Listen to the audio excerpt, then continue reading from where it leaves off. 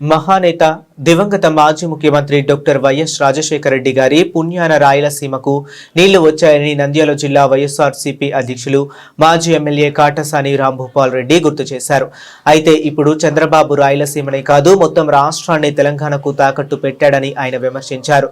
రాయలసీమకు సాగునీరు అందే విధంగా కెనాల్స్ చేస్తే దానికి అడ్డం పడి ద్రోహం చేశాడని ఆరోపించారు. దీంతో తమ ప్రాంతానికి తీవ్ర అన్యాయం జరిగిందని తెలిపారు.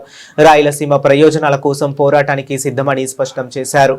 నేత రాజశేఖర రెడ్డి గారు 2004లో ముఖ్యమంత్రి అయిన తర్వాతనే మొత్తం రాయలసీమ ప్రాంతానికి అన్నిటి కూడా నీళ్లు వచ్చే పరిస్థితి ఆ రోజు రాజశేఖర రెడ్డి గారి పుణ్యంతోనే నీళ్లు రావడం జరిగింది.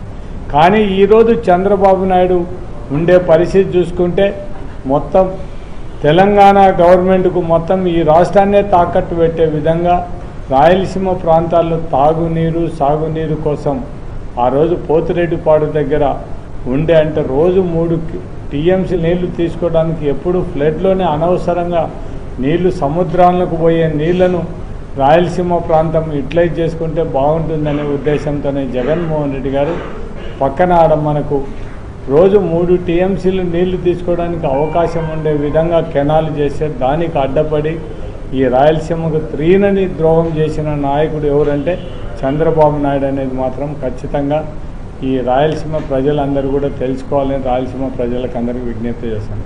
ఆయనకు మొదటి నుంచి కూడా ఈ రాయలసీమకు సంబంధించిన ఇరిగేషన్ ప్రాజెక్టు కానీ ఏమి పూర్తి చేయకూడదనే సంకల్పం కలిగిన నాయకుడు ఎవరంటే చంద్రబాబు నాయుడు. మనం ఒక్కసారి చూస్తే ఖచ్చితంగా ఈ ప్రాంతం కోసం పోరాడానికి మేము ఖచ్చితంగా సిద్ధంగా ఉన్నాం.